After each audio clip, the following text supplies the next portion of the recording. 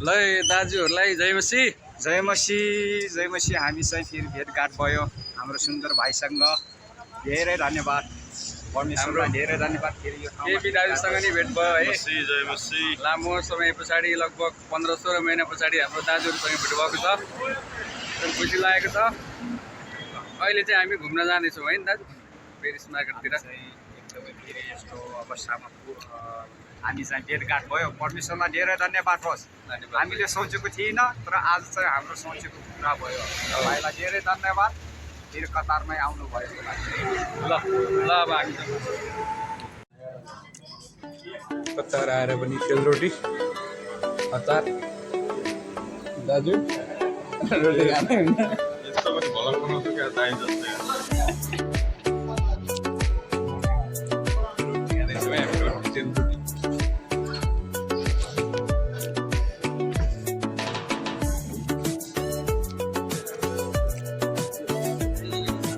Paris market, Paris Paris.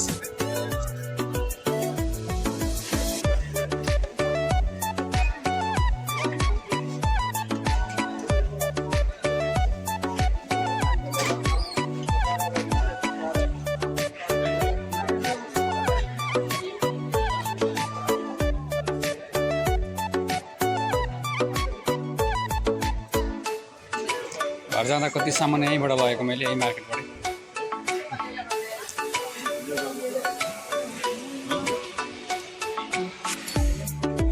85 मात्रै हो।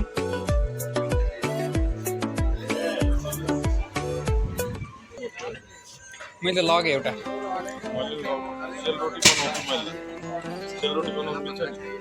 चामल उयो गरेर त्यो ठुलोबाट मिल्छ, मैले पनि गरेँ।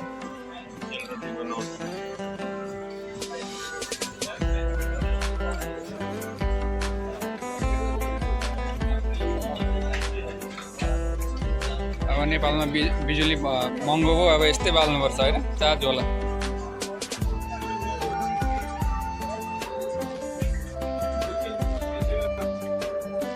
कति सस्तो त नि, तर ब्याट्री टिक्दैन होला है।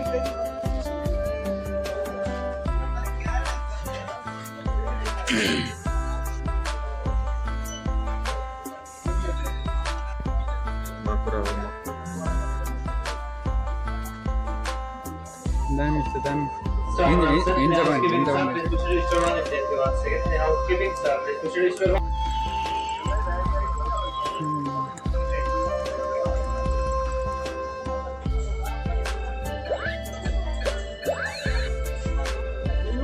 मैले चाहिँ नि यो बट्टा लिएँ है। अब भोलिदेखि ड्युटी सायद हुन्छ होला, खाना खानु पऱ्यो नि त। हामी फेरि अर्को मार्केट आएका छौँ यहाँनिर। दाजुले सामान किन्ने अरे। ल ल दाजु जानु त, सामान किनेर आउनु।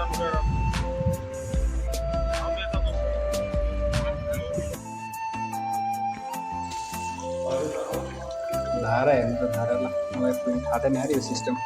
पहिले इन्डियामा थाहा भएको चाहिँ मलाई यो हात थाप्दा आएको हुने होइन, पानी आउने यो सिस्टम अटोमेटिक बन्द हुने। ल हामी चाहिँ सपिङ गरेर अब सकाएर अब घरतिर लागेको। केपी दाजु अब आफ्नो घरतिर राति पनि भयो, 8 बज्यो। ल दाजु ल लागे। ल जय मसी।